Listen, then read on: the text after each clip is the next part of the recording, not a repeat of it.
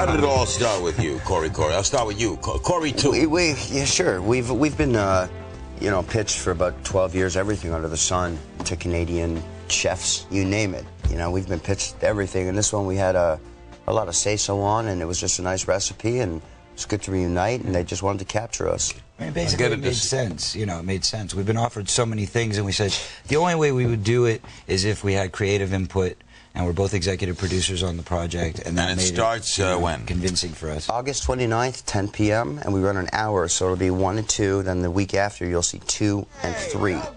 It's really interesting the way it's done. And Corey Feldman, you just had a birthday. You were 36 years old. Sorry. That is correct. Thank you very much. Happy birthday. How old were you when you two started? 14 and a half, sir. When we started in the business or as a team? As a team. I was 15. Yeah. How did that happen?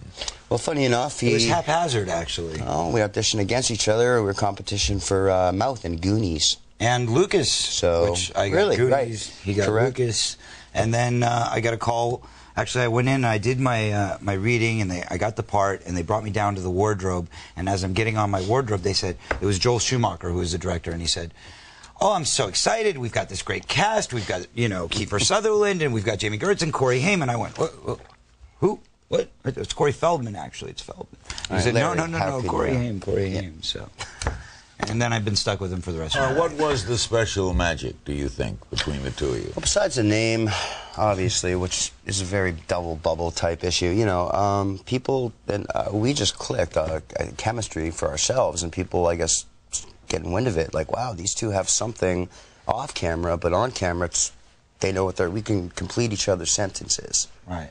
It's like I've worked with a lot of great people through the years, and with Corey, you set us in front of a camera and tell us to go, and it just happens. And there's really no explaining that. I mean, our backs would be turned, right, Larry? And somebody like Corey, and we'll know which Corey they're talking or calling or wanting, needing, and we'll just, yes, we know. Yeah, it just happens. Yeah, you either have it or you don't. Right. Exactly. How long were you a team? Oh, gosh. Well, it's gone on and off, right? I mean, it's kind of... You did movies, you did...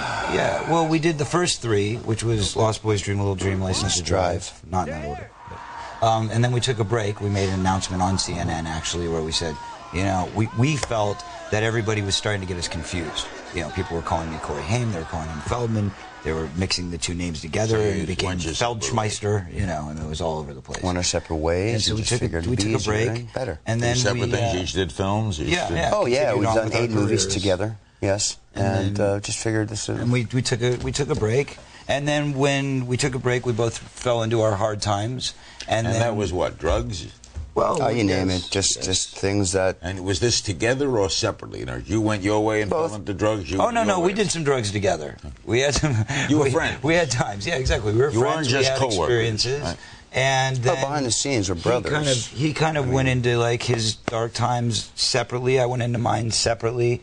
I got clean. He stayed out there for a while. I considered them learning experience there. Yeah, he did some more research while I was, Did you go to rehab? Oh, yes. Yes. And then we tried getting back together again, which we did another 3 films. The first of which was Blown Away, which was pretty successful. And then the other 2 kind of seemed to go downhill, and we thought, well, that's not the way we want to leave the legacy. We're not going to leave it on a bad note, so let's get out now while we're ahead. And how did you finally get rid of the drugs?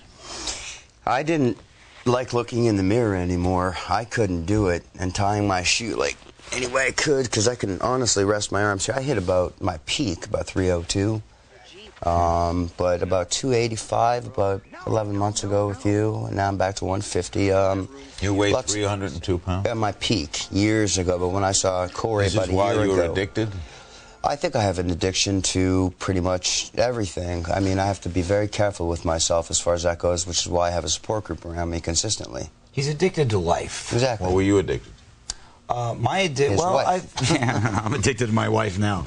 God bless. A good addiction. Yes. Yeah, it is a good addiction. Yes. And I will claim I am a sex addict. I take full responsibility. How do I get out of here quick, Larry?